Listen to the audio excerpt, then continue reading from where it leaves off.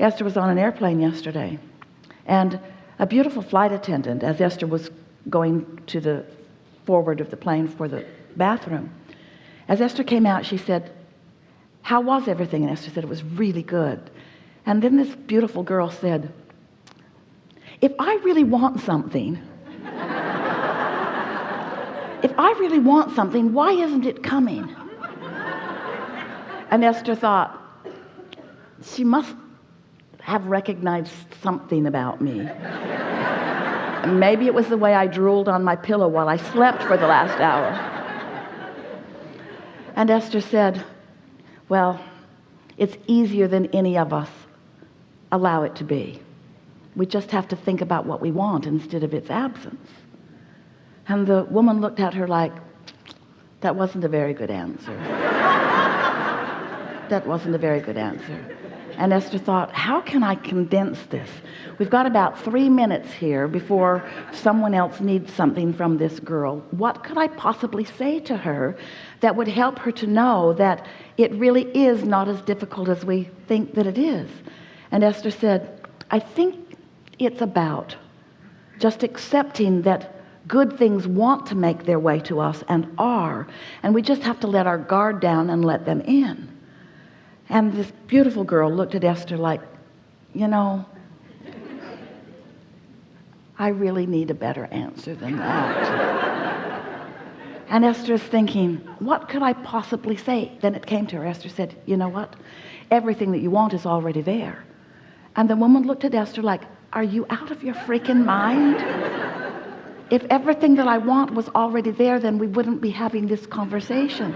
You're not understanding me. How do I get to where I want to be from this place that is not where I want to be? How do I get from where I am not wanting to be to where I want to be?" And the answer is, you can't. You can't. You cannot get from where you don't want to be to where you want to be. You just can't. You got to figure out a way to make where you are a little less of what you don't want. You got to find a way to appreciate the things about what is that match the things that you still want to come. And so Esther said, "Well, all day, every day, I just try to stay in my lane." And the woman looked at Esther like, "This is hopeless, isn't it? Because now you're talking about driving." And Esther said, "When I wake up in the morning, and you too, when we wake up, we are in that place where we can let in the things we want. And if we could just stay in that place of letting in the things we want, then the things that we want would just occur to us and appear to us and happen to us. We would have conversations and relationships and experiences. If we could just feel good like we do when we first wake up."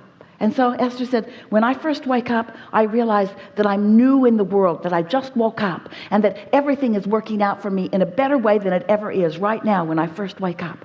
And if I can just hold myself in that state of appreciation a little longer and a little longer and a little longer, then things begin to show me how well they're working out for me. Like us talking right now. Don't you think that this is a wonderful thing that we're having this conversation about deliberate creation, about living life on purpose, about getting everything that we want here on an airplane with all of these people? Don't you think this is sort of an amazing thing?" Well, and Esther sat back in her seat and she thought, I am willing to get up every morning for the rest of my life and practice being in my lane. Meaning, you know how to do it. You're in your car, you're driving down the road. You don't try to occupy the same space as a car in front of you. You have a sense of where you are. If you begin to drift a little bit because you're not paying attention and you hear the rumble strip on the side of the road, you do something about it, don't you? You don't wait until you're in the grass before you try to correct it. You don't wait until you're off the bridge before you try to correct it. In other words, because if you let the momentum take you without paying attention, then off you go into the grass, and then you've bumped up against something else, and then something else, and then you are off the bridge, and then there's so much more that has to be done to bring you back into your rightness. There's all those new legs and arms that they have to attach to you and plug up all the holes that you've punctured in yourself, or even get a whole new body and start all over, and that's time consuming. isn't it nice that you just pay attention to where you are? You deal with it as it comes along because it's natural to you. And that's really what you're wanting to do relative to the thoughts that you think. The other morning, Esther had been watching television, politics, and took all of it that she could, and then she turned off the television and thought, well, now I'm informed and depressed. And as she slept, her vibration cleared like it always does. In other words, when you sleep, whatever momentum you've got going on subsides while you sleep. And when she woke up, she knew that she was in a new world, that she was alert and awake, and that it was a fresh new day. And she thought, ooh, I really want to keep this momentum going. So she brushed her teeth and sat to listen for 15 minutes to the guided meditation. And as she listened to it, 15 minutes, breathing to the rhythm of the music, as she came out of meditation, flying high and knew it, feeling frisky and whole and free and happy. And then a thought came to her mind. Look at the quote on the website. She never looks at the quote on the website. Not like that.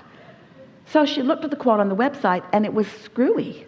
The first 2 sentences were perfect, but behind it was another sentence that started in the middle of the sentence, and it was incorrect. It didn't even make sense. The pieces didn't even go together. And so Esther called Mark, who is the website guy, and said, hey, look at the quote today. And he said, uh-oh, I'll call you back. So he fixed it and called Esther back. And when he called her back, she said, so how does something like that happen? She's picking a little fight. How does this happen?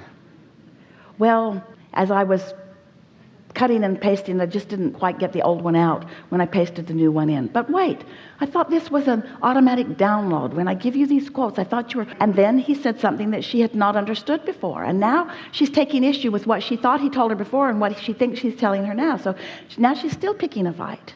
And then she thought, uh-oh, here I go. I'm out of my lane. The rumble strip is well behind me. I'm off in the grass.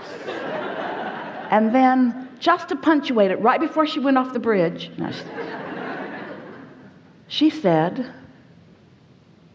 the mother lode of all dysfunction, would you like me to do this?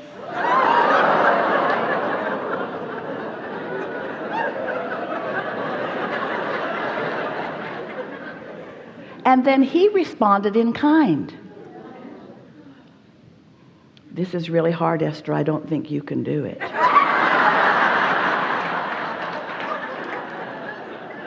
And then Esther said, I'm really smart, but I don't want to do it. And then they hung up the phone, still in love with each other, hanging by a very thin thread. And Esther said, I'm going to sit and write. I'm going to talk to Abraham about this. I'm going to bring myself back into alignment. Now, it was just a sort of thing that happened. In other words, there was a lot of momentum about that. This is something that has been going on for years in terms of it mattering a lot to Esther. These daily quotes matter a lot to Esther because she knows that there are millions of people around the world that are seeing them in one format or another. She wants them to be the way that she wants them to be. So that momentum of guardedness, or that momentum of wanting it to be right, was taking her to a place where she has no business being. She does not want to be there. She could feel that she did not want to be there, and found herself doing something about it, brought herself back into alignment before it went too far. So now all of this, it's only 30 minutes into her day, and already she's been in alignment, out of alignment, in alignment, out of alignment, in alignment, out of alignment, out of alignment, out of alignment, out of alignment, out of alignment, in alignment, in alignment, in alignment. And this is what we are wanting to suggest to you. You have choices all day about how far things go, and you have momentum on some subjects that will take you over the cliff if you even look at them. In other words, there are some subjects that you might want to avoid if you don't want to go off the vibrational cliff. And sometimes you think, because it isn't really a cliff, it's just a vibrational cliff, that maybe it's worth the risk. And we're here to tell you it isn't. That it isn't. that until you decide that you are the creator of your own reality, until you decide that alignment is the only thing that matters, until you decide that that's where your power is, and that's where your clarity is, and that's where your joy is, that's where your fun is, that's really where your life is. Because you know what your life is? You know what you intended to live? You know what the life is that you intended to live? You intended to come and mix it up and put things in the vortex, and you knew that the vortex would gestate and that law of attraction would call the cooperative components to it, and you knew that it would get bigger and bigger, and you knew that it would get big enough that you could receive the idea of it. And you knew that when the idea occurred to you, that you were off and running, and you knew that then all that mattered once the idea occurs is that you don't sabotage it with contradictory thought, that you don't sabotage it with opposite thought, that you don't let things from your past, beliefs that you've been thinking. A belief is only a thought that you continue to think. You can modify your beliefs. You can make your beliefs gradually conform to the desires that you are now holding. And in doing so, everything that your life has brought you to the knowing that you desire can be manifested fully in your experience. And the best part is, it's not just that you get the stuff that you want. There isn't anything that you want, whether it's a material object or a pile of money or a relationship or a circumstance or an event or a world event or a personal event. There isn't anything that any of you want that you want for any other reason than that you believe you will feel good in the having of it.